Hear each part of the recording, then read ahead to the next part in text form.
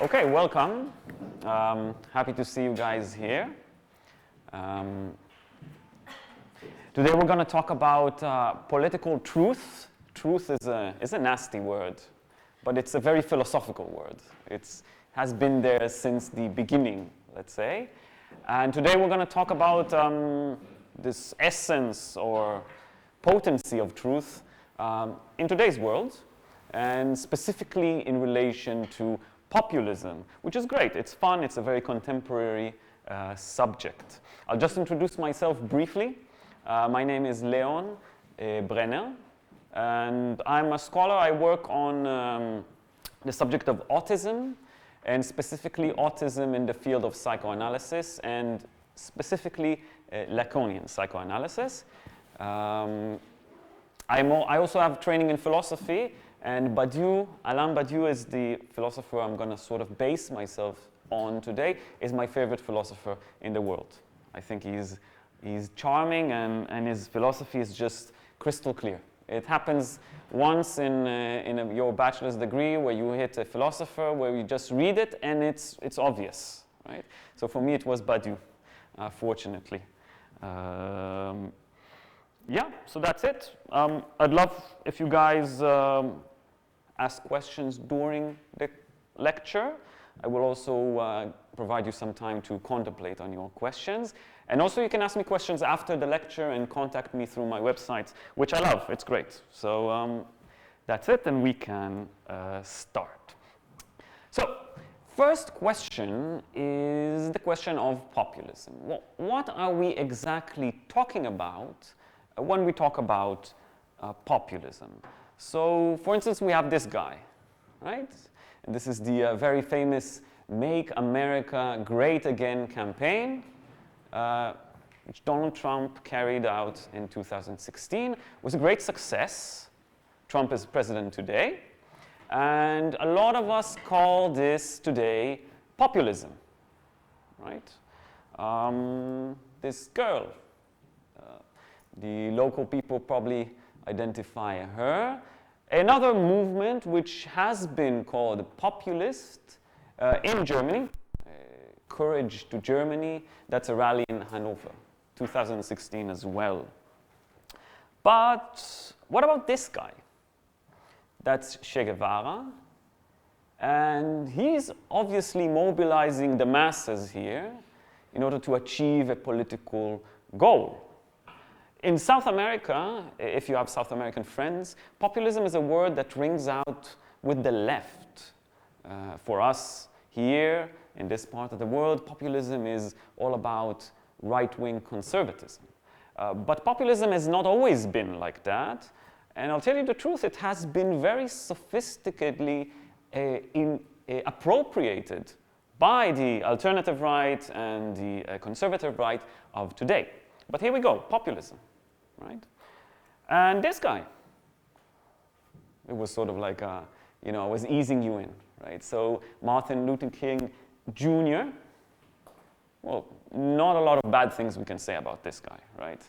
And here he is also addressing the masses during a march, which was crucial, was very important in the history of the United States.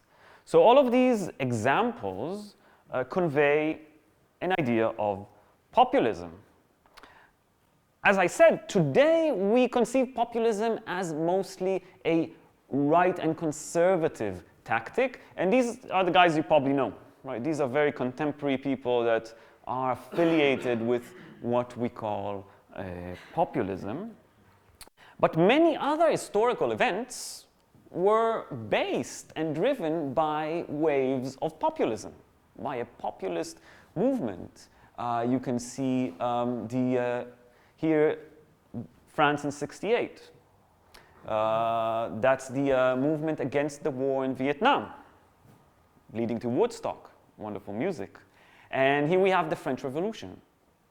They were all populist movements that have brought change to the world, which is, it could be disputable, but generally agreed upon is positive. Some of the events that happened in the past are considered to be progressive, like these ones, while others are considered to be destructive or stagnant. But all of these can be affiliated with populism. So, when we think about populism, we should think about it as a movement, let's say, that appeals to the masses in order to mobilize people and achieve a political goal. All of the above actually answer this definition. Now, these goals are not always corrupt and devastating, and sometimes are productive and good for humanity. So the question of populism is progressed or complicated. We now ask, what is a good populism and what is a bad populism, let's say, or what is the ethics of populism? Can there be an ethics of populism? So we oppose the, let's say, contemporary liberal criticism of populism, which situates it as a bad strategy or a, let's say, conservative, degenerative tactic. We withhold that criticism, and we try and think of populism which can be productive as well. And today I'm going to try and offer you a contemporary version of this ethics, which, first of all, which is, I'm kind of like, it's kind of nice to say in today's theoretical, let's say, world, at least in the field of continental philosophy. It is not a relativist approach, right? It is a universalist one. It is an approach that talks about universal truth, a truth that is always true, right? And this approach will help us to identify a corrupt and destructive kind of populism on the one hand, but on the other hand will also direct us to another path of a revolutionary populism which aims to change humanity for the best. I'm going to base myself on this guy, as I said, which I appreciate greatly. And yeah, and the lecture is called Political Truth in the Age of Populism. Just to get you ready, I'm going to go over what we're going to do. So first of all, I'm going to explain how truth manifests in what we will call a paradigmatic change. Let's say a change which is crucial, it's deep. Okay, we'll talk about this in a second. Then we will talk about the effects and the characteristics of such movements. How do they look like and what do they create in reality? I'm going to explain three different trajectories, three different ways that such an event can happen, three different ethical positions, and eventually we're going to relate this to populism and leave you a little bit of hope in the end, okay? Although we're going to go down a harsh road, okay? But then in the end, we're going to have some hope and maybe have a revolution later. So, let's talk about change. Here on the presentation, I'm showing you two kinds of change. A deep change, let's call it a real change, and a shallow change, a fake change. I gave the example of this magnificent haircut. Getting a haircut, at least for me, is a very crucial thing. I don't see a lot of curly-haired people in the crowd, but it's a tough life, you know. Going to the hairstylist is always a gamble. It's a bet, yeah. And you can either go out as a sort of like a lettuce. I call it a lettuce head, or you look wonderful. So, but still, this change which I experience, I would call it a shallow change in my life. Okay, it's not a very deep change. I would like you maybe, guys, to think about some deep changes. What would be a deep change in someone's life? Don't be shy. And if that's too hard, maybe give me a shallow change. Give me an example for a shallow change so we can sort of put this on the map. So who's going to be the first brave volunteer or volunteerette? That's very That is very hard in Germany, I found out, getting volunteers on the first question.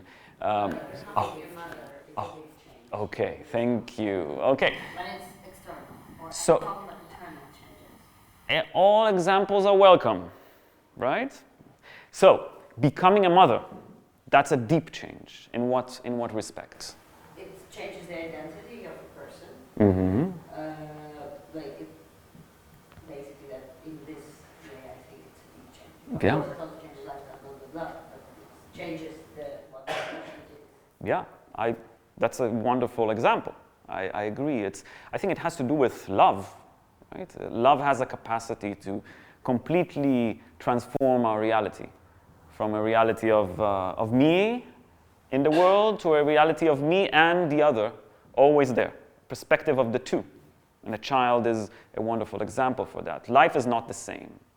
You go and you look at the sunset, but it's the sunset plus that other person, right? So that's a wonderful example. So that's an example for a deep change. More examples, maybe? Maybe the opposite, losing someone that you really love. Interesting. So what do you mean by that? Like losing a loved one? Losing a child or losing a partner with that, having this perspective of suddenly going back to the perspective of one. Yeah, that's a very interesting example. Yeah, it's the other way around. It's the other trajectory. But both examples have in common that they don't necessarily are deliberate. Like sometimes you get pregnant without wanting it. Right. And then later you want it in most of the cases. And someone dying is also happening from outside, so it's not like you decide to change. I agree. Love is something that happens to us, right? Yeah, definitely. So that would be maybe a characteristic of these deep changes in our life. We had no control over them before they happened. We couldn't predict them, right? Interesting. One more example, maybe? Maybe from the field, not the field of love, from another field, yeah? About changing city or country? Okay, that would be... That's shallow or deep. So let's hear. Yeah, what do you think? I think it's deep. It's a deep change. Why? The fact that you don't necessarily change, like in your basic character as a person, just by changing the country or city. I don't know if that makes it shallow. Shallow is too shallow a word. I think But this is, again, we're giving a psychological change. You're talking about a psychological change. Yeah, it could be a very deep psychological change for the person to be rooted out of his country of origin, right? It's true. It's the question of immigration today. Yes? Or maybe like even breathing. Because Breathing, yeah? you don't expect it, and then it suddenly changes your complete viewpoint on something. So you said breathing or? Reading, like a book. Yeah, so reading a book can create a dramatic change in your life. For example, you have an example. Well, for me it was Foucault. Was Foucault, okay. And it was like this turn from the bottom to the top. Right. I started seeing it everywhere. Yeah. That's a bit like falling in love, right? But yeah, I think the academic philosophical trajectory is a trajectory of falling out of love. You are in love, but then you fall out of love, and then you find whatever is there that you can continue with. I think Marx, Foucault is a sort of a natural way to go, but you comes after, I promise you. And in the end, Lacan. That one you cannot. I think there are also not only because psychological changes can be very deep as well, but I think there are also changes very, I would say, by natural order, like earthquake, and for example the city which disappears in 10 seconds, the city you live your whole life, which it's another psychological change, but at the same time it touches the community and your own individual life so much that it's a deep change. You know? So all the kind of catastrophes, whatever we call them, starting from earthquakes to the meteorite in English, hitting the earth and dinosaurs are gone, that was a huge change. So it's in a way something also out of psychology that can bring... Excellent, yeah, that's taking us one step outside of this psychology, right? Catastrophes. Yeah. That's a very Zizek says our society is obsessed with catastrophes. We can't stop making movies about these most preposterous catastrophes. Well, we can't even imagine a world without, let's say, money as we view it today, or democracy as it works today, right? So yeah, but that's an interesting way to step out of this psychology, right? Catastrophes. So okay, so thank you. Good. We've started working up some juices. It's good. And yeah, these are some great examples. Today, I want you to forget about these names that I gave, these two kind of changes just 1 second ago, and I'm gonna propose to call these two kind of changes a semantic and a paradigmatic change on the same note of a deep or shallow change. Okay.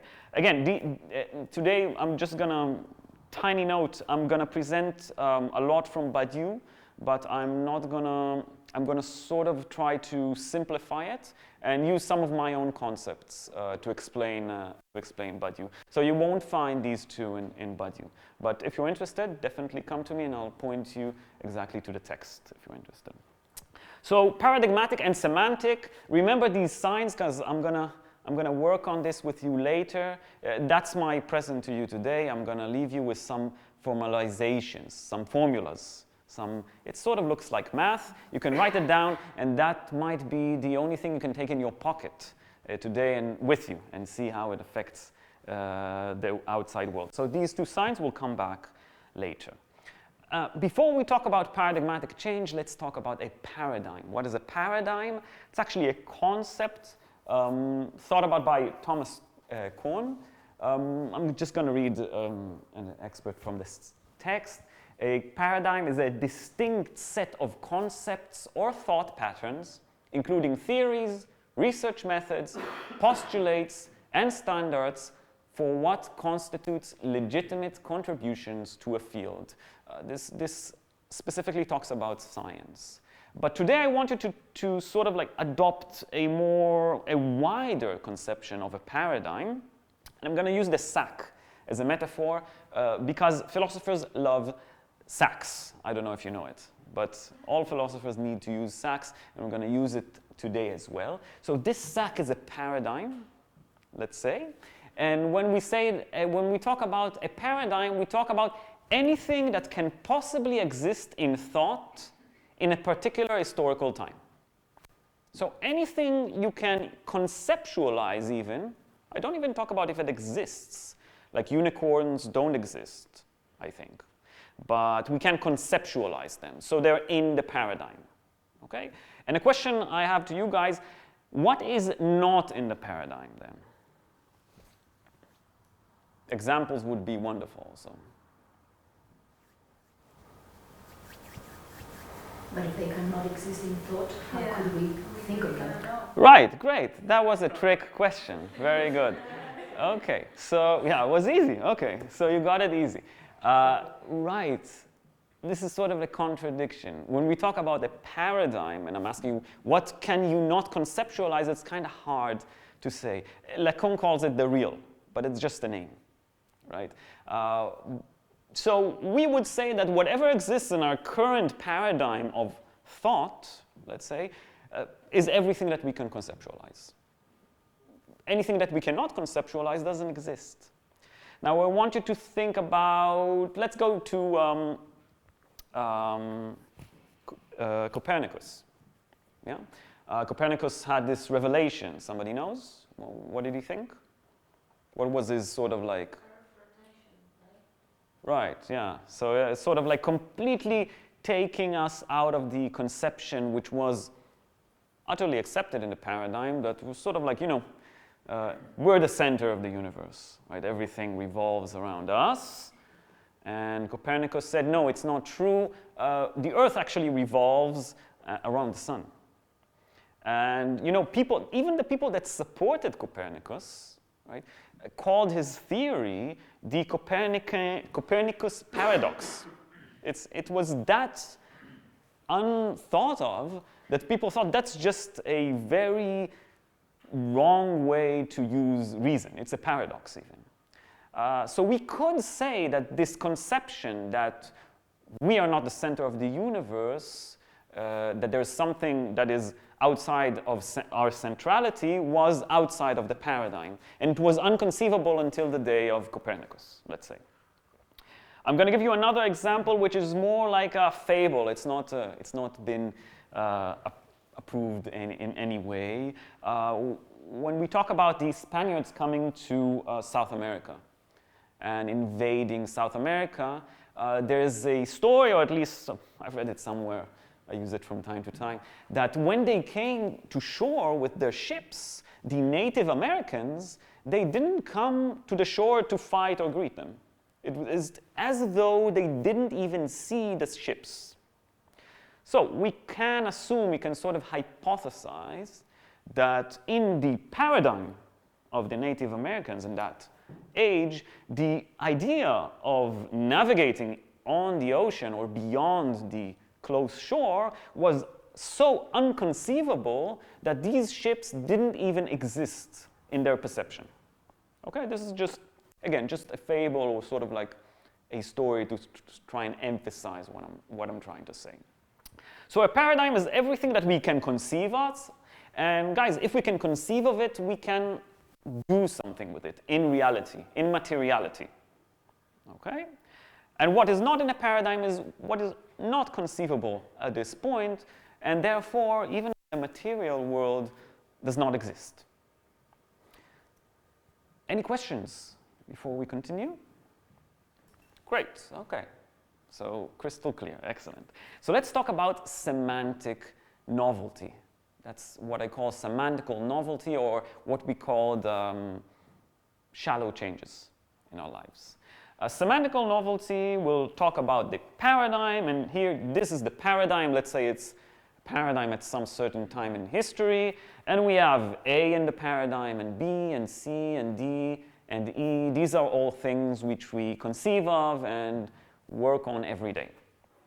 A semantical novelty would be taking A and B and mixing them together, creating something new. Nobody's ever thought to take A and B and think about them together. It's a new thing. Same thing can happen with C and E, right? We take C and we take E and we match them together, and whoop, we have something completely new in our reality. But I want to claim that this is a semantical novelty, and let's take some examples. Let's say A is an apple, B is some grapes, C are mice, D is just a pile of bricks, and E is a sponge. So let's say one day I tell you, yeah, I thought about AB, right? Not A and B, which would be like a concept which overlaps A and B. What would that be? What is true to A and to B together? What is a category that we can define A and B together? Fruits, right. Yeah, it's that simple, guys. Not very difficult questions. So, fruits. If you think about an apple and a grape, let's say like about the very raw or real aspect of these fruits, let's say, they're not actually related in the world, right? We need somebody to think of them as related. Why do we relate them? We have many reasons, right? But there's nothing in the, let's say, materiality of an apple and a grape which makes them fruit. But we decided that, and we made them into this family, and that's an invention. That's a semantical novelty. And it's great, because now I can open a book and I say, I want some fruits. I can tell the waiter, please bring me some fruits, and I won't have to tell him, please bring me an apple, a grape, and a banana. I can say fruits and be surprised. So that's semantical novelty. What about C and E? Any ideas? What was it? The sponge? A sponge and mice. Sponge mice, which is? It's a novelty, yeah. A mice made of sponge. Terrific, that's a great one. It's a new one. Maybe we should work with that after the lecture. Sorry? Better than the other way around. Better than a sponge mouth? Just you use the mouth as a sponge, yeah, which is also interesting, yeah. Actually, it has been done, this semantical novelty, not in these genius versions, of course, but in another way in popular culture, right? We can relate mice and sponges to the same category, and that is a category of animated characters, right? Because SpongeBob and that terrific mouse from the movie Ratatouille are both animated characters, right? So we have a category that encapsulates two things which seem completely it seems that they have no relation, right? But one day, one genius person has created a novelty and now they are related. And we have something new in the world. Now I wrote the Encyclopedia of the Paradigm here. Because whenever we have a mouse and a sponge and we want to know if it's actually something, we can go to what we can call the Encyclopedia of the Paradigm. And there is no such encyclopedia, but theoretically we can say that this sack is sort of, everything in this sack is listed in this book, and we open it. And we say, okay, do we have anything about mice and sponges? And if we say no, then yes, this is a novelty. This is a semantical novelty. Now, semantical novelty, which we can also call knowledge, right, is repetition. It is the repetition of what we already know, but in different combinations, right? When I talk about semantical novelty, I also talk about this level which repeats itself. There is semantical novelty in many, many fields of our lives. One field which I enjoy talking about is in art. You probably know Andy Warhol.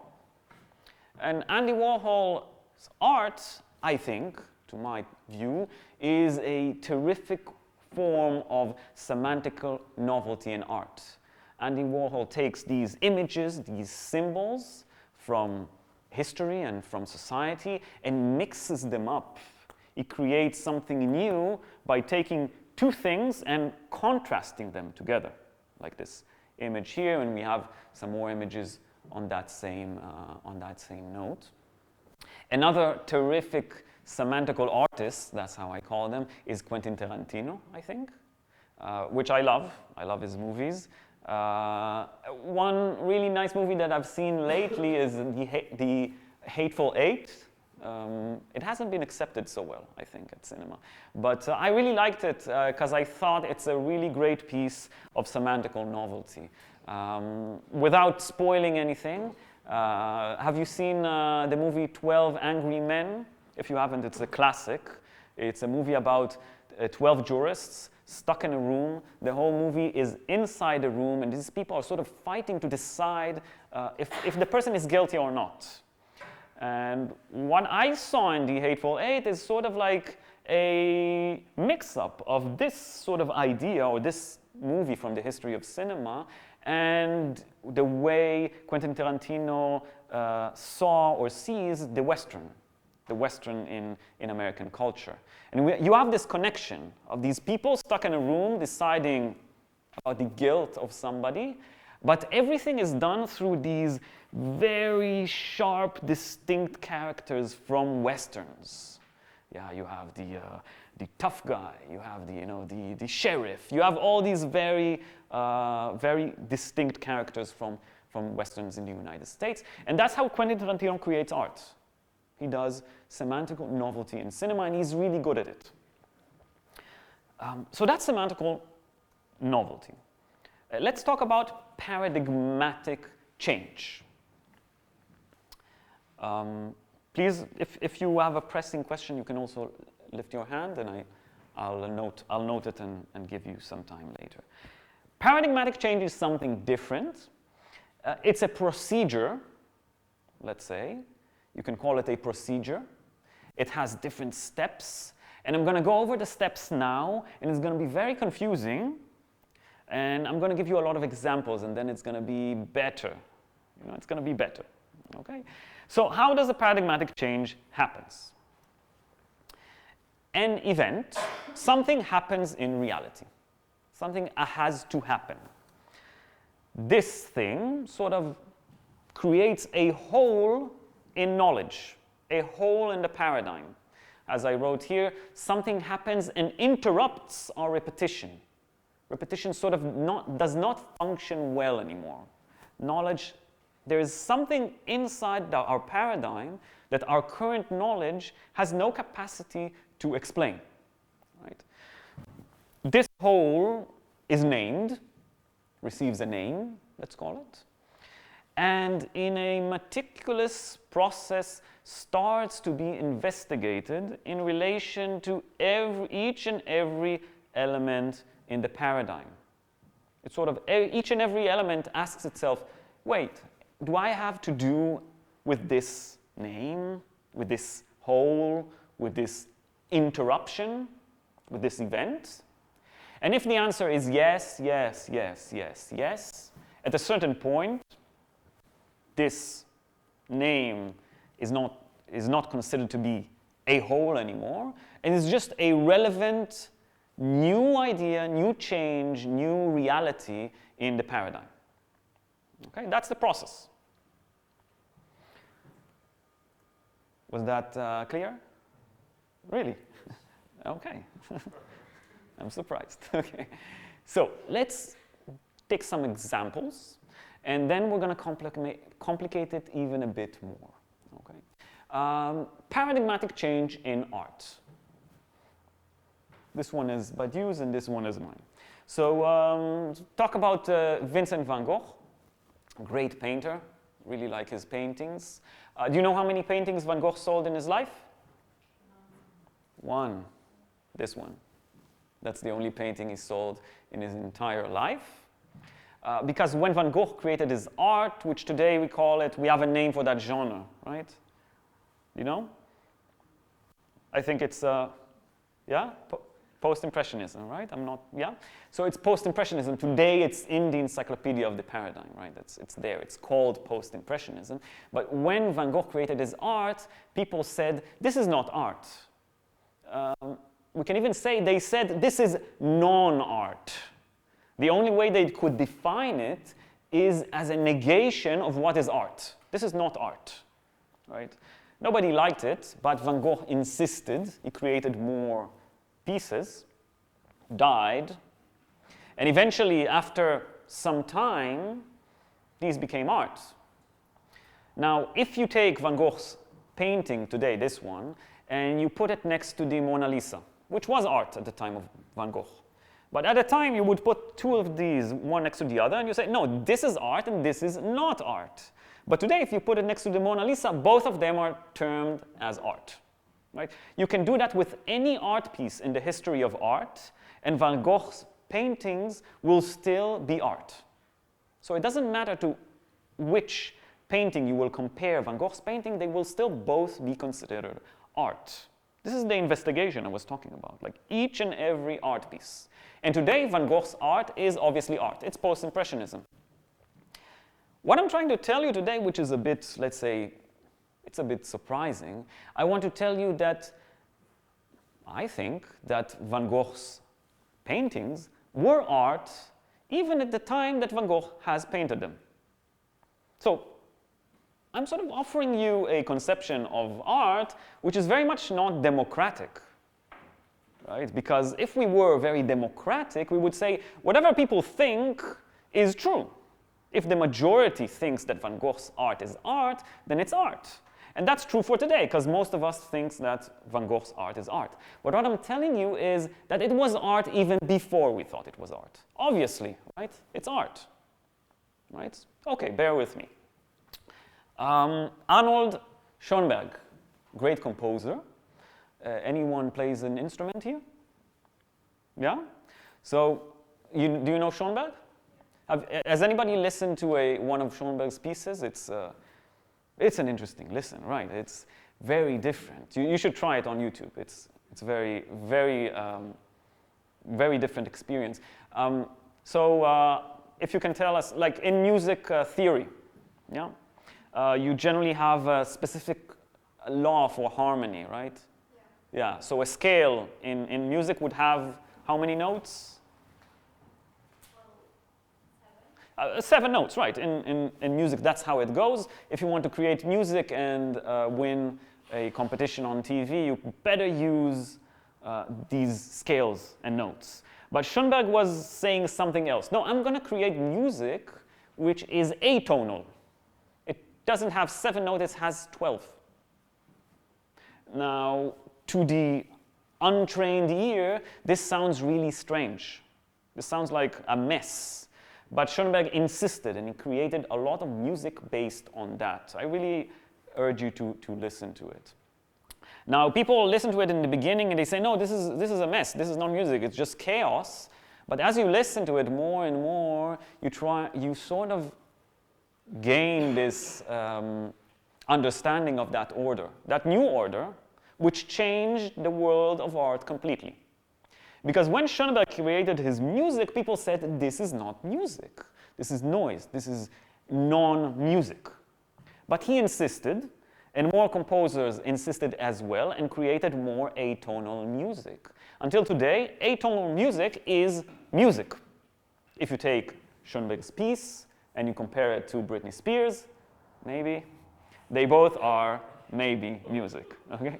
So you catch my drift though, right? So Schoenberg and Van Gogh are 2 names we can give for a paradigmatic change in the world of art. Okay, are you with me? Yeah? So that was art. Let's try politics, because that's what we're talking about today. Right? French Revolution, a really interesting event to look at. When the French Revolution happened, we had a name, liberté, égalité, fraternité. That was how we called it at the time. Nobody said, yes, the revolution is about a new form of parliamentary democracy where a specific middle class that gains enough capital can control the means of production. No, nobody said that, but they said liberté, égalité, fraternité. And it happened, and when it happened, it was illegal. It was non-politics, what these people wanted. This is preposterous.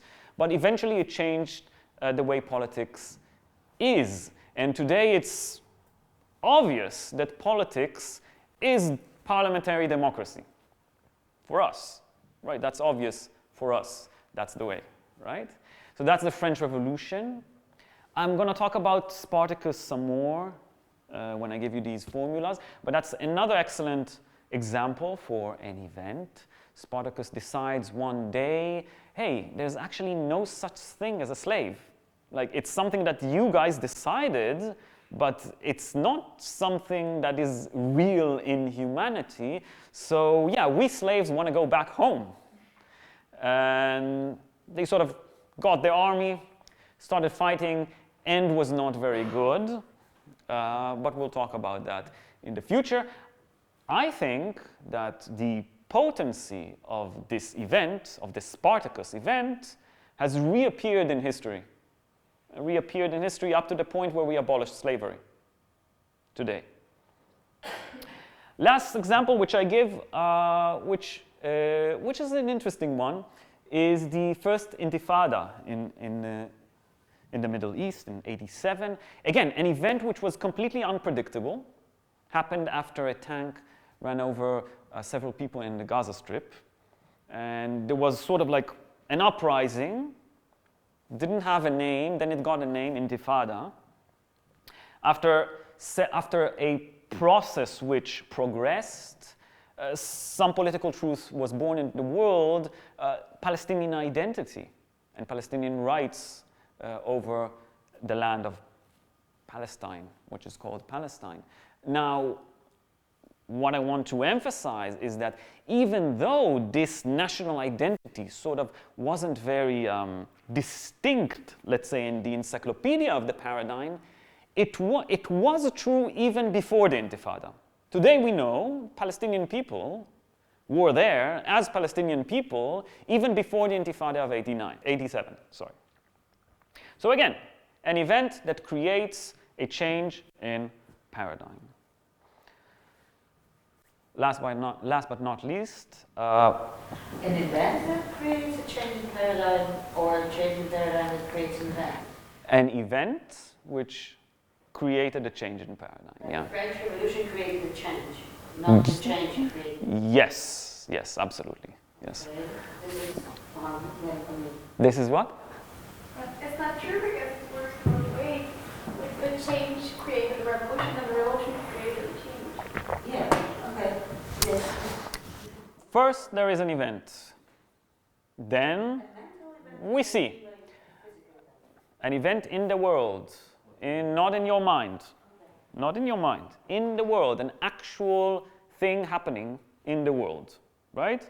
If we talk about the French Revolution, it's the world of politics, it's the way we organize ourselves as groups. An event in art would be an event in the world of art, which means the world of art pieces, paintings, music. A painting is created. Okay. Another domain where paradigmatic change happens is science, and this might be the most intuitive one, right? But I want you to sort of like try and see the homology between these different fields where events happen. If you read Aristotle, which is the father of physics, there's a very basic concept for Aristotle which goes like this. An element, or let's say A, can exist or not exist, but it cannot exist and not exist at the same time. That's just basic Aristotelian sense.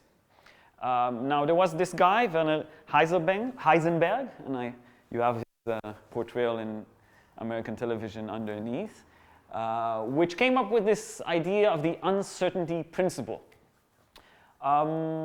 This principle says that there's a limit to the way we can measure two physical properties on the same element, such as position and momentum. We can't measure both on the same time. That was like a beginning, a spark. This brought us more theories like quantum physics, and you probably know this sort of thought experiments of Schrödinger's cat, which is dead and not dead at the same time. You know this one? And you put a cat inside a box. Don't do that at home, right? So sometimes my cat annoys me to a level where I want to do this experiment. You put a cat in a box, and there's, I don't know, a thing which emits poisonous gas, but it does so in a completely random time.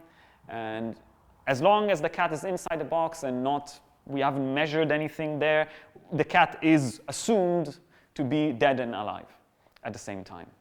This is a very nice thought experiment, but we're actually doing stuff with that in real physics with electrons, which can sort of exist and not exist at the same time in some experimental methods.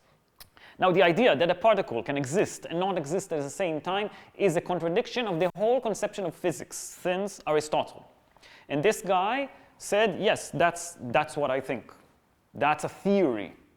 And that theory was accepted as a non-scientific theory. It was sort of like a preposterous science fiction, not science. But then more and more scientists created more and more experiments which gave it more and more confirmation, progressed this idea. Until today, this is scientific truth. This is science. And when you measure the uncertainty principle next to any other scientific idea, it is science. And actually, the other way around, science today sort of has to have some relation to this idea. It changed the paradigm. Now, the uncertainty principle was true even before Heisenberg. Even when we didn't really have an idea of it, and we thought that an element can exist or not exist. But it was still true. We found out, we sort of decided it's true together at a certain point in the 20th century, but it was always true. It was true even at the 2nd and the 3rd and the 4th century. So you catch my drift about this idea of a truth which is always true. It is relevant for every world, let's say, every world in history. So what I say about science is relevant to art, like I said. Van Gogh was art even when the caveman painted these beautiful paintings on the cave in France there, that very famous painting in the French cave. And let's say the fact that there is no such thing as a slave was true even at a time where there were slaves. And I'll tell you what, even if we had our world and everybody together would agree that there are no slaves and every slave has a house, has a home, and let's say in Australia, because it's very far and secluded, let's say, people are still not really sure about it, that there's a tribe which had never learned of this revolution in thought that we had went through. And it doesn't matter if they don't know about it, it is still true. They're just wrong. Okay? They're just wrong in thinking that there is such thing as a slave. There is something which is more crucial than our agreement. Okay, that's the basic idea I'm trying to convey here. And now we'll do questions. Yes? Does that mean that there is, in a way, ultimate, absolute truth that it's true from the very beginning of the humanity? So there's like primordial times, and there's our time of Facebook and Instagram right now. So in a way, all of those that we consider the truth right now were truth back then, of course, but then it means that in the end there's utopian, fundamental, absolute world of truth that finally will be discovered in a way of progressing towards it. Okay, so that's a terrific Hegelian question, right? That's the other way around. I would say a resounding no. Yeah. First of all, a truth is not an idea, it's not a concept, it's not something that we have, it's a process. Okay?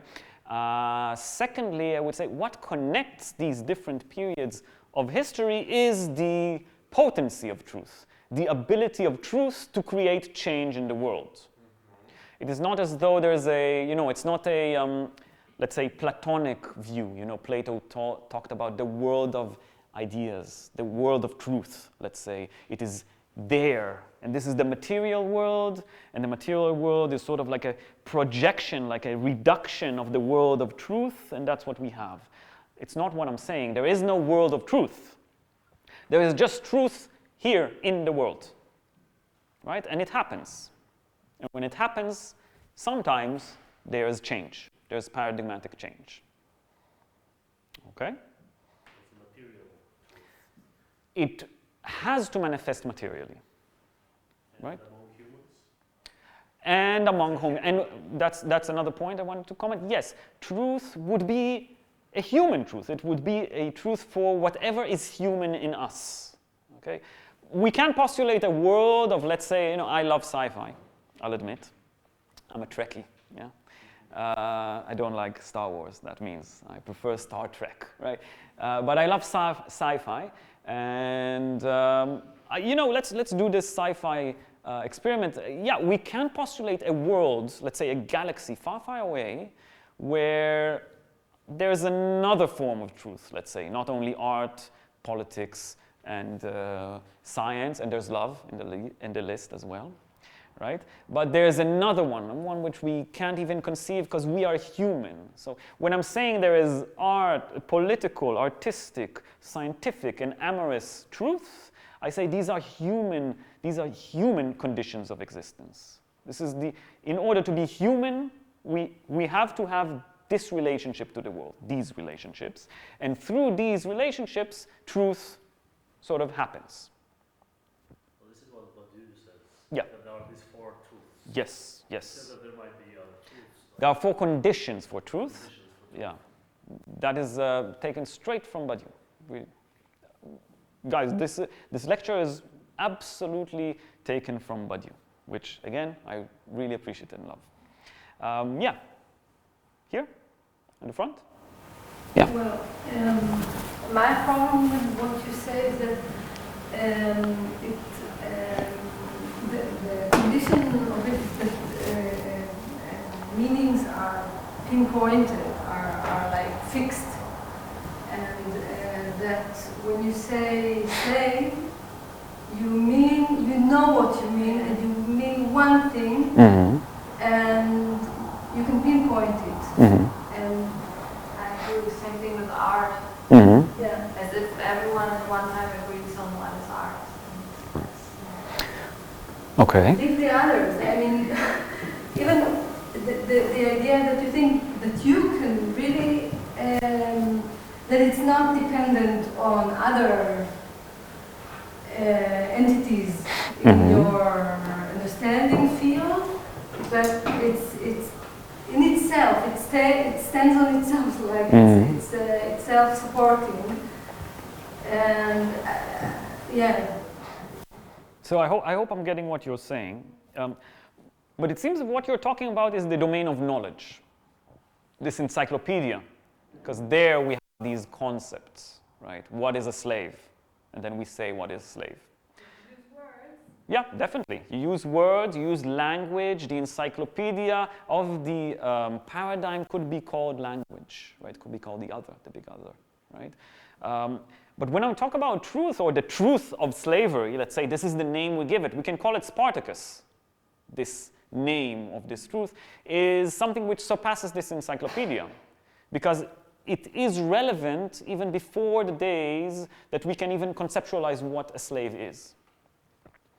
Okay, there is a dimension to truth which is true in all possible worlds, let's say. Okay, regardless of the way we call it, regardless of the way we think of it, regardless of the way we define it in our reality, in our political reality when we talk about slavery. But hold on, but coming back to the roots of our lecture, like talking about deep change, real change, and shallow change. So in a way, when there's my life, I have some paradigmatical vision of my life. And then my mother dies, right? That's what you said about the huge change, real change. And of course, her death suddenly make a revision of, she's the hole in my sack. And she revisions all the things I know. So in a way, what you're saying is that her death was it true before she died? Okay, so right? I want us to be cautious here because we're doing sort of a psychologizing of this whole theory, right? We can talk about unconscious truth, but that's a completely different lecture, right? When we talk about truth in politics, that's what we're talking today, we're talking about a field which has to do with our shared experience, right? And then like, you're talking about trauma, maybe a trauma can cause an event in politics, maybe, yeah. People thought that in 2008, the economic collapse would be a trauma which will cause an event. Some people think that Trump would cause an event, but we'll see, yeah, we don't know, yeah. In this example, perhaps death could be seen as a universal truth. Loss, which causes loss. Again, this is definitely when we do a lecture about the death drive, and the death drive as a constant force, right? We will talk about the dimension, the truthful dimension, what the death drive plays as truth for the subject, right? But the subject today that we're talking, subjectivity, let's say for Badiou, is not the subject that we talk about in psychoanalysis. A subject would be whatever carries truth and reality and creates truth, it creates new present, a new present, okay? So death would be on the level of the, let's say, animal. If we talk about people, about humans, when we talk about a human, we're talking about a subject participating in a truthful event. And when we talk about an animal, would be an animal that dies. Truth makes the person immortal, according to Badiou. Immortal in the sense that we are participating in something which has an effect on every other level of history, right? So death would be another path, not the path of truth. Right? The idea that people have always fallen in love. This is what they're saying, like common sense. Love. This is one of the conditions for truth. Yeah. So what is the truth of love? The fact that there are two. I think that's a truth. It's something that's been true in love always. And I think this is my personal opinion, and we're going to continue. If somebody has some more questions, and we'll have some more, because I have some more examples and I'm going to drive you crazy. I think that feminism, if we look at it through a Badiouian perspective, is the actual process or the event of love and humanity. It's the event that will tell us more or create a paradigmatical change in the way we perceive ourselves as humanity in the field of love. Okay? And again, when we talk about love, we can go to the romantic aspect of the crucial question about the subject and the other. Right? Okay. We continue, and we'll have another session like this in a second. So, should we be interested in a paradigmatic change? I don't like this slide so much, but let's sort of like talk about it, because you know it's not a question of is it worth it. It is. This line would be sort of like the bottom line, but you know, let's talk about paradigmatical change. They progress humanity, obviously. They expand our encyclopedic knowledge. They expose deep errors in our knowledge, like the fact that a particle can't exist and not exist at the same time, like the fact that a person can be a slave, like the idea that, like iconoclasm was also an artistic idea, right? But they sort of expose these errors, and they produce new methods to cope with these errors, these things that just didn't function, right? And like we said, they stand behind most of the major political, artistic, and scientific discoveries, and on a personal note, discoveries in love. But for Badiou, they are so important because they fulfill what is most essential, most fundamental in being human. That's what makes you human, participating in truth, in a truth procedure. That's why, right? Now, the question that we ask today is, first question, is how do I know if I'm taking part in paradigmatic change?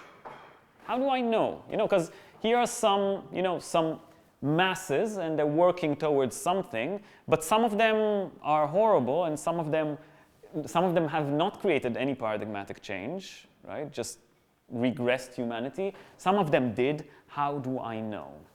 So this is like some heuristics for you guys. We're sort of like delving from the philosophical aspect. We're going to come back in a second, but this is sort of like I'm trying to talk to you guys sort of pragmatically. Here are some heuristics for a historical event. How do we know if an event is really an event and not just something else? First of all, universality. An event, let's say in the field of art, in science, in politics, would always be based on a maxim, on an imperative, which is valid for every element in the, let's say, the field of art, the field of science, or the field of politics. So let's say an event which is political would be relevant to every single person, not only for, I don't know, for Berliners. Right? That wouldn't be an historical event. Science would be, a scientific theory would be relevant for every single experiment we can do in the field of science, and a piece of art would be relevant for every single piece of art, would be sort of equatable to every single piece of art in the field of art. Diffused goal. When we have a goal in a, let's say we're talking about politics today, so when we have a political event, we always have an imperative which is regulative. Égalité, fraternité, this is something general. It is not, we want higher rates of income. That wouldn't be let's say, an event. If that is the maxim, then we're not talking about an historical event. A heterogeneity of the political body, that is something that's also very relevant. Because the event is relevant for every person, we won't see people marching. The only people marching are people from Berlin, let's say. That's not very heterogeneous. We would see people from different ethnicities, different identities, because the event is relevant for everybody, right? It surpasses particularity. It includes all the particulars. And another aspect is the fact that it is indiscernible in time.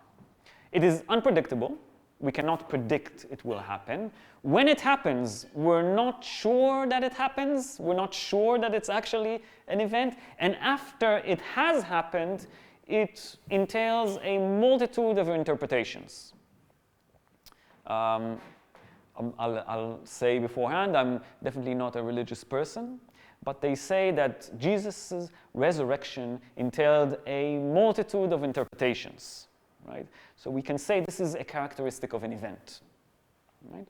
If you're interested in that, there's a terrific book by Badiou called St. Paul, my favorite apostle, by the way, where he sort of demonstrates how we can conceive of the resurrection of Jesus as an event, but he does it from a very secular perspective. So it's a very interesting book, if you're interested in that. Okay. Now, I recognized an event, and now I ask myself, how can I participate in that event in an ethical way?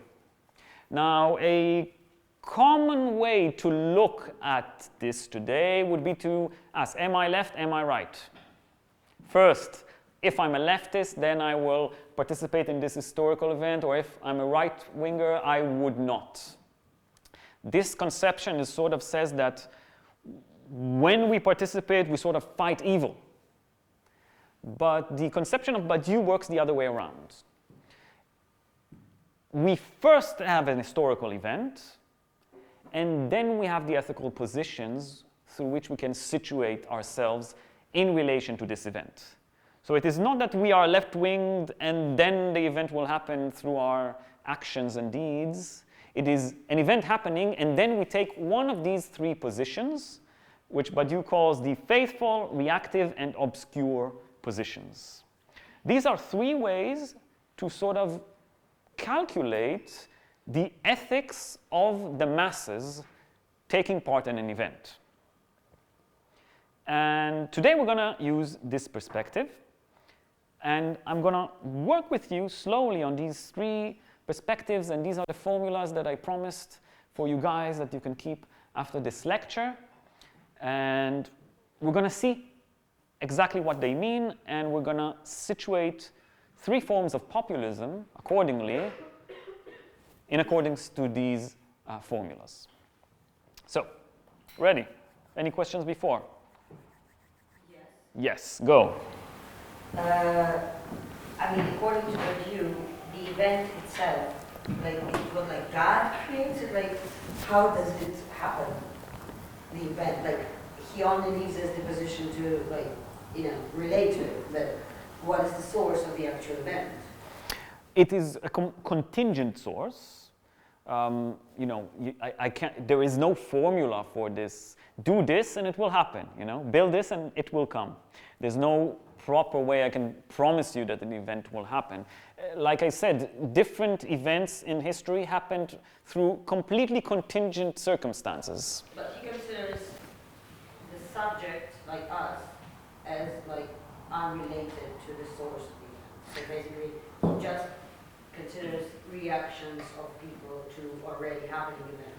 Well, as opposed to, event as the happening, let's say, the spark of truth in human reality has everything to do with the subject, right? It is only valid or only relevant for the subject. So it doesn't exist elsewhere, right? That's first of all. But you're right, there's no way to sort of like sketch out how to create an event. So if we're really keen on creating an event, there's sort of like no, there's no cookbook, right? You can only live the life of a militant, of a political militant, or be an authentic artist, an experiment, or be a scientist that loves his work and works every day in the aim to progress science. And yes, eventually, maybe it will happen, right? But in a way, how I understand, like the good example of it, it's like, for example, the fall of the Berlin Wall, right? Mm-hmm. Like it happened completely surprisingly during one day almost. That it wasn't planned before. No one was like sketching. Okay, today the wall gonna fall. It's rather that it was the whole circumstantial event that suddenly brought the masses into the Oslo Strasse, and it happened. But it wasn't like in a way predicted even 2 days before. Yeah. You know? So it just took place. Absolutely. Also, like French Revolution was the same. Like suddenly they found themselves in the Bastille and started marching towards Versailles because it wasn't also planned before completely when you read about it. So I think it just happens in a way that it's not organized. Right. It happens and then we choose. But it's a series of events. Well, it's always a progression of events. It's not one thing it's a progression of events, a progression of investigations of this event. Is it true? Is it relevant? Is it relevant for the workers? Is it relevant for the students? You know, that's what we had in, let's say, 68 in France. Yeah? And then the body is built up and mobilized, and eventually we either get something new or not. Okay? I'm going to sketch out this trajectory right now, because I think you guys are really, really getting it, really on the path with me.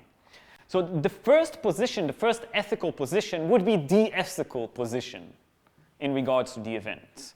And I'm sketching out here three formulas, three letters, one that you've already known, and the other as well. These both appeared in our one of the first slides, right?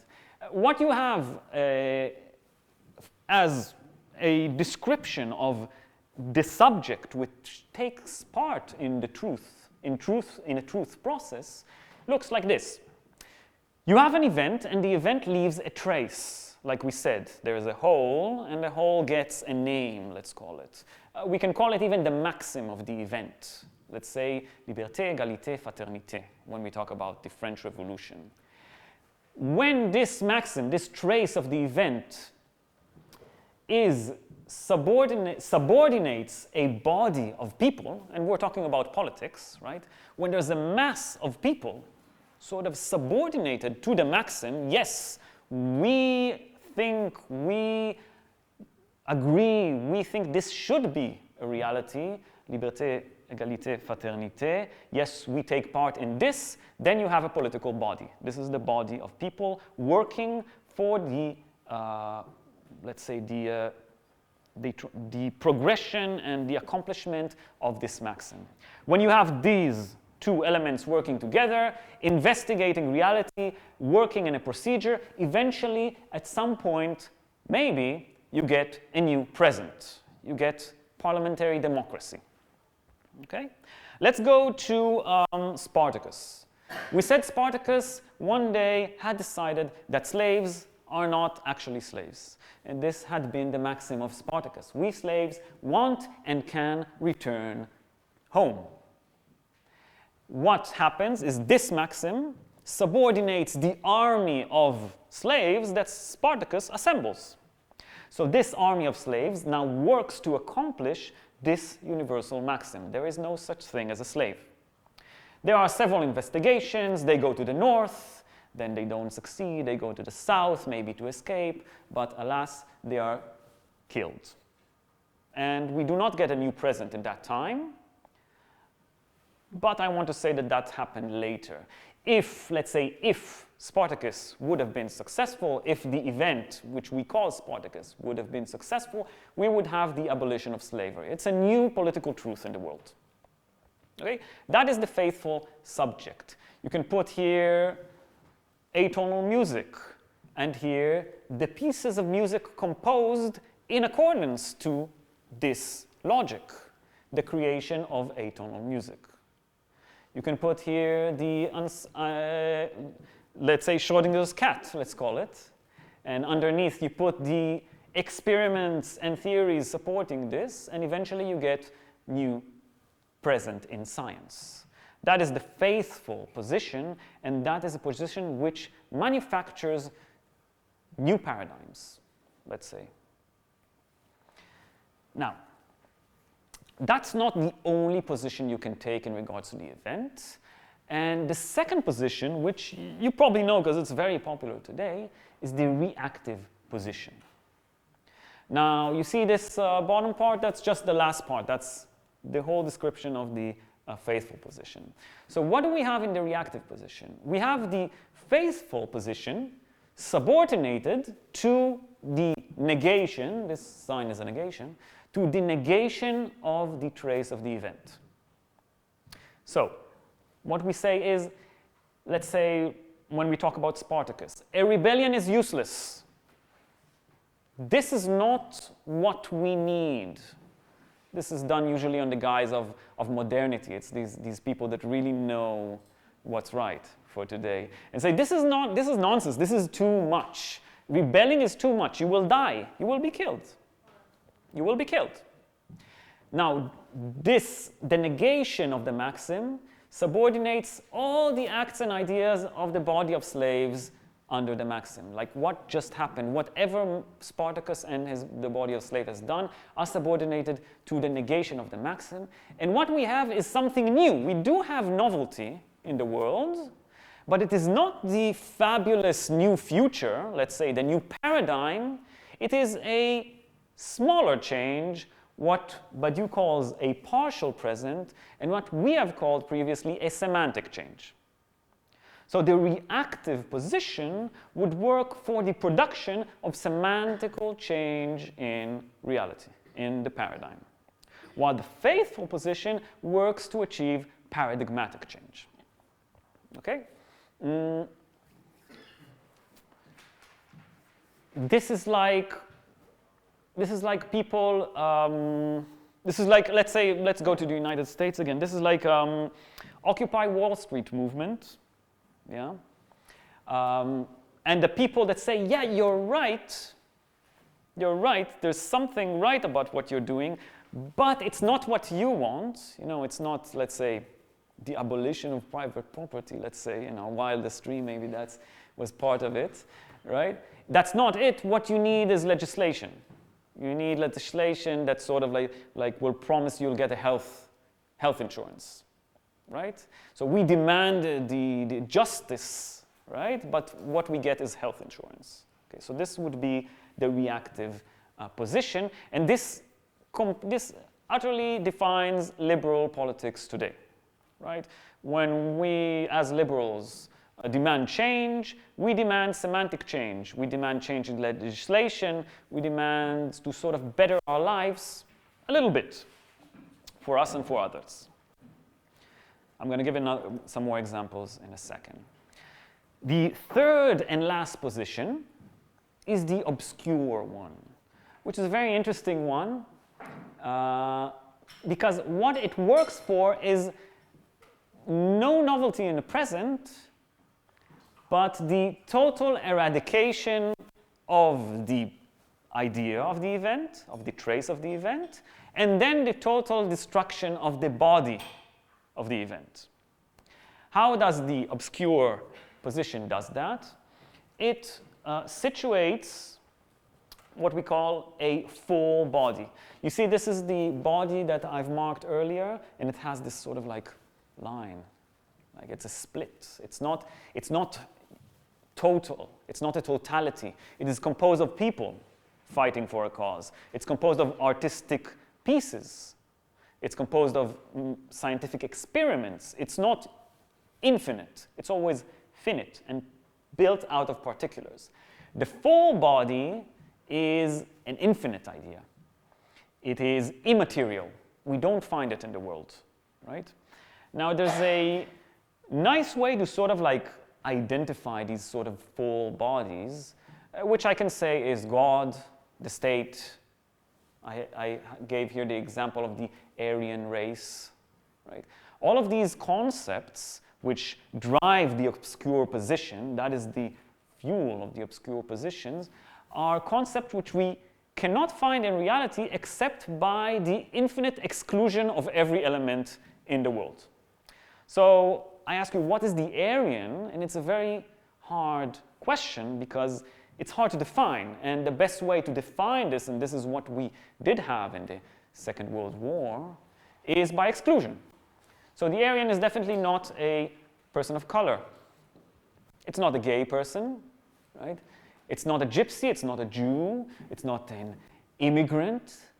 Handicapped people are not Aryan. And you can go on, you know, and they say that eventually you will be left with nobody, right? So maybe it's a person that strictly was born here in Germany for 10 generations, but then maybe he's not blonde enough, right? Or maybe he's not tall enough. Or maybe, etc., etc., etc. We are left with nobody. It's an exclusive concept. It's not a concept that is inclusive. Look at the maxim. Justice for all. Liberté, égalité, fraternité. That is relevant for you and you and you and you and everybody. There's no one in the world which I can look at and I cannot say this is relevant for you. Whereas the body, the full body, is not relevant for everybody. Meaning there is no person in the world which we can actually say that this is relevant for. So, the obscure position situates the full body in the front, which is exclusive in comparison to the inclusiveness of the maxim, and it is immaterial in comparison to the materiality of the divided body. When this is put in the forefront, everything else becomes criminal, right? So, in the face of the city and its security and prosperity, the rebellion is criminal. What Spartacus is doing is rebelling against the state. And that's why the idea that a slave should be free is a criminal idea. It's a non-idea. It's nonsense. It contradicts the city. When we have contradicted the idea and we have based that this idea is criminal or non-existent, we can start working on the body itself, and that is the violent annihilation of the body of slaves, the crucifixion of many of the slaves fighting with Spartacus, up to the end, up to the total destruction of both the idea and the body of slaves. There were still slaves after Spartacus. Yeah? All of this subordinates the new present that the Spartacus movement tried to create, eventually driving it into oblivion. So, let's try and think about this in a different perspective. This is, again, my interpretation of something that's been happening in the past. I usually give an example from the Arab Spring in Egypt, or a movement that I've participated at, the uprising in Israel in 2011, which you can really identify the movements there through these three different stances. But let's see the idea for the pirate, you know the pirate party or the pirate idea, or pirating information. This is something that sort of was born from what we call the internet, right? This idea of information as freely distributed. So this idea, pirating information, was an idea that had an effect on the whole world, and especially on things that can be transformed into digital data. And the faithful subject, let's say, which is faithful to this event, will subordinate, let's say, his computing powers and himself or herself to the idea of pirating information. And you can talk about, let's say, peer-to-peer file sharing, let's say. I don't know if you remember, the first one was called Napster, and then we had torrents, like, and the Pirate Bay, and all of these sort of like were based on this idea of the freedom of information. We'll get to Aaron Swartz in a second. Idea of transparency of information, what has also gave birth to the idea of cryptocurrency today, of like a currency which is completely distributed amongst everybody, is completely transparent and shared. Okay? Now, the subordination of this idea to the computing power and people would create a new conception of information as private property. It actually challenges the conception of private property. Think of the SAC, and let's call it a contemporary democracy. There is a concept of private property, right? A property which belongs to somebody. Let's say I painted a picture, right? But then we had The question is, what happens when we copy this? When we have a copy of a painting and put it somewhere else, right? What does it mean about property? And peer-to-peer sharing sort of took this idea, which Walter Benjamin have thought about in the beginning of the last century, and put it like to the maximum test. When we share everything, when we can share every sort of music, painting, anything, what is private property then? It challenges the conception of private property and says this doesn't work. You need to rework this conception in order for art to be created in the world. Right? The idea of the commodification of art becomes nonsense when we think about peer-to-peer sharing. Right? What is the commodification of art when we can distribute art to everybody? And is it a right of everybody to have art always? Right? Should we block some people from having art because they don't have money? These are all questions that are raised by the idea of pirating information. Now, the reactive approach to this event, let's call, so-called event that I'm supposing, is saying piracy is too much. It's too much to let everybody get the files. But you're right, everybody should get access to art, to music, let's say. We talk about music. But piracy is too much, like peer-to-peer and complete sharing of this sort of property is too much. And we subordinate all the acts and ideas that we have created in this domain and create semantical change, which you can call, let's say, Apple Music or I know Jay-Z had like a special project sort of dedicated to solving this problem. So we won't limit, everybody can get the art, I'll keep it, but you just pay me a small amount of money, and then I can give some of that money to the artist. Right? And then, so it's sort of okay, but then it doesn't really answer the major question. What is private property when we talk about art?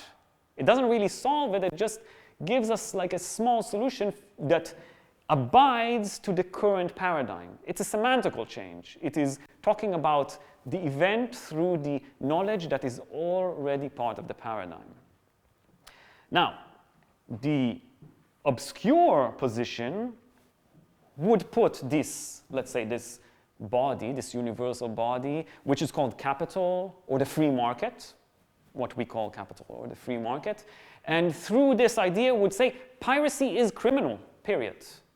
Piracy is criminal. And when we have the justification against this maxim, we can work for the violent annihilation of the community of pirates. And we see that today, and it's already well underway. I bring out Aaron Swartz, which is just a figure that is very important, I think, in this domain. A guy that's a very talented person. What he did, and for that he was sentenced to go to jail, but eventually committed suicide in jail. He connected to his MIT University and downloaded all the articles from JSTOR.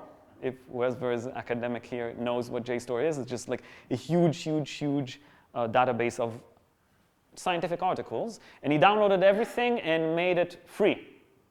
He said knowledge, scientific knowledge should be free, should be distributed in a peer-to-peer environment. And for that he was jailed. So we say this is the violent annihilation of this community. Think about cryptocurrency for a second.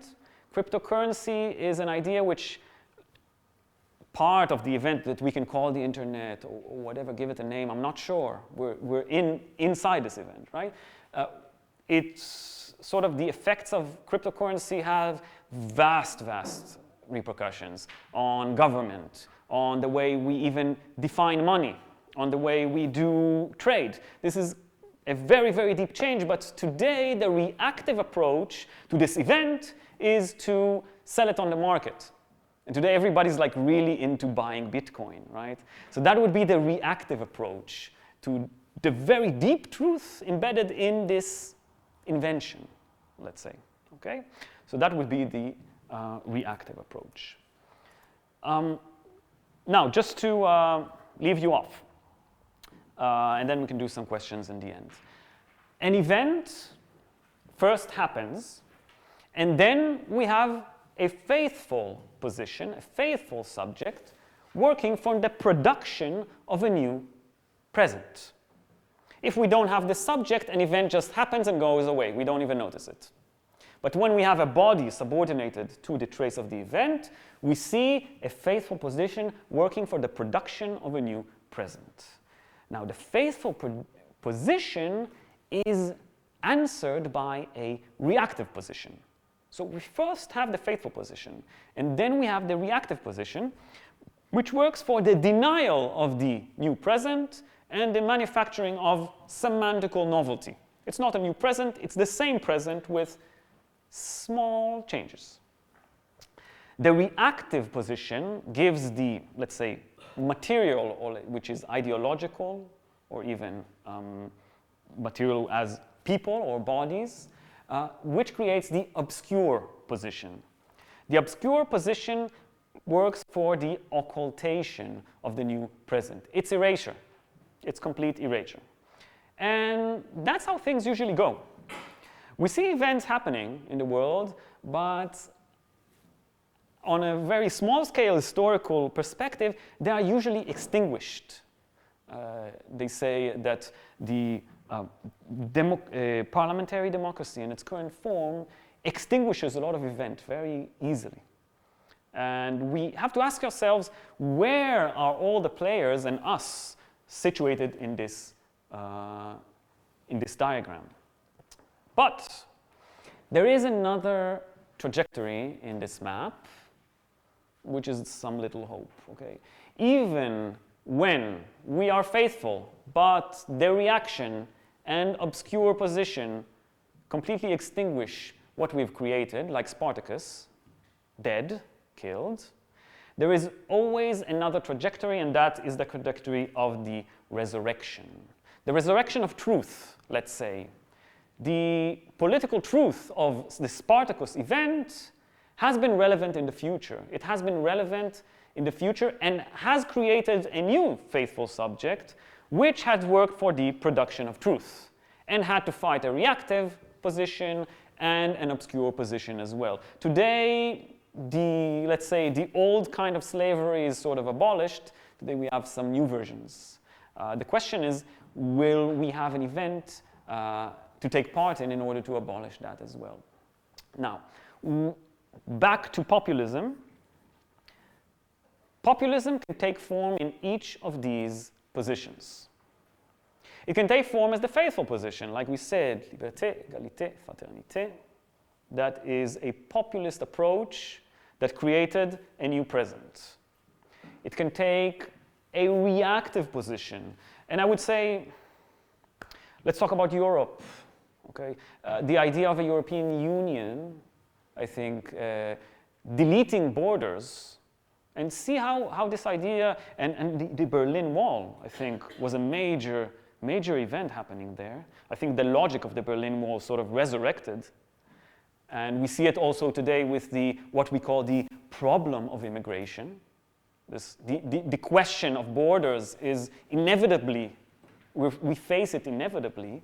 So let's say the idea of erasing borders is a very revolutionary political idea. But let's say the European Union could have been born out of this sort of truthful conception, but in its current form it is reactive. Because what we use the European Union is to facilitate trade and sort of force our economic agenda on participating countries, right? We're not working for the solution of the question of borders. We're using it for a different cause. And eventually the obscure, let's say the obscure form of this would be the post-apocalyptic sci-fi premonition of a global government controlling everything, right? Under the sign of the, let's say, the state of Earth, etc. So all of these can be interpreted as populist approaches to the event. The idea is to identify what kind of populism we're talking about, right? And see if we should participate in this growing formation of political bodies.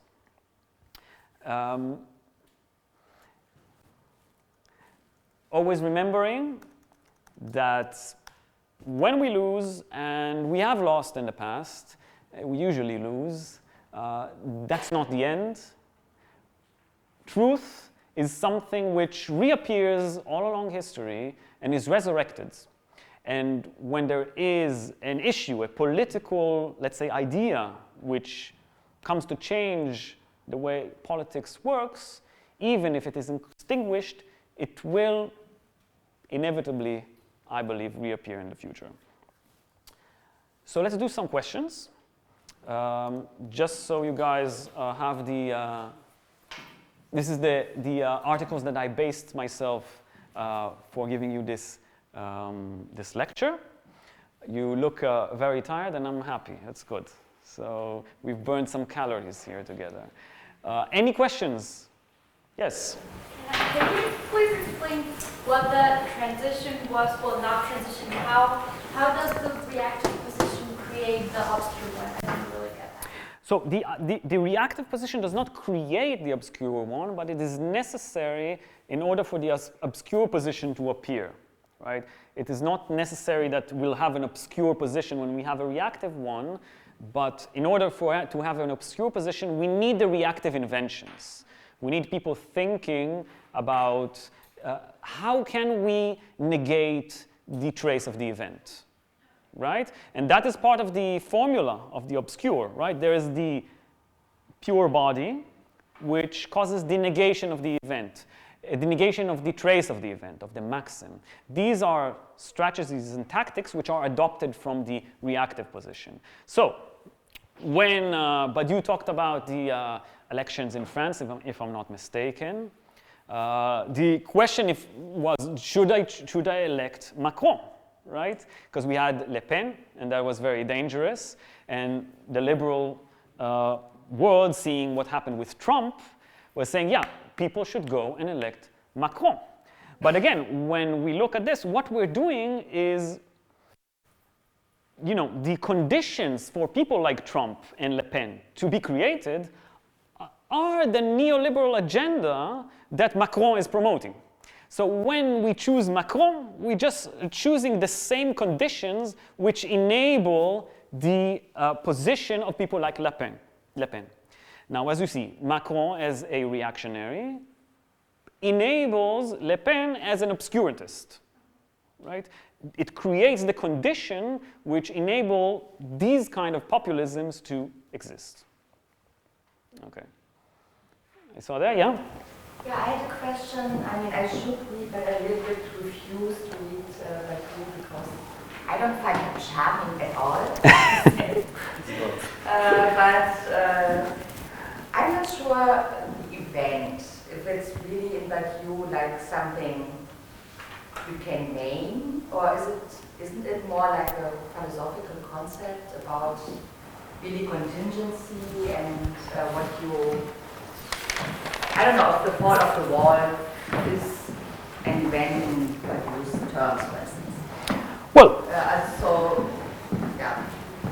Even also, I would say the fall of the wall was maybe like literally prepared, and I'm not sure if it was really like contingent out of the blue. I think it was a bit prepared, but even if it would have been out of the blue, would it be an event in Badiou's terms? Look, it's a very evasive concept, but maybe I think that's one of my favorite fields in Badiou is love. It's actually like one of the major works I did in my academic career was about Badiou's conception of love. And let's think about an event in the world of love. Okay, you were sick, so you went to the doctor on the bus, but you forgot your ticket. So you went home and got it, and then you meet him or her on the bus, accidentally bump into them, and completely contingent, you say, let's meet later. Forget about the fact that your whole lives, like the whole contingent circumstances of your whole lives sort of led to this point. We can say. But you can say that only when you say, I am in love. This has happened. Now, there's no way to know that you are truly in love. You say, I will be with you forever. This is the maxim of love. We will love forever. Love will triumph. You never know. You never truly know that it has happened, even when you're old, even when you die. You never know that it has happened, but it completely transforms and shapes the way you live, right? So this would be an event. Right. I would.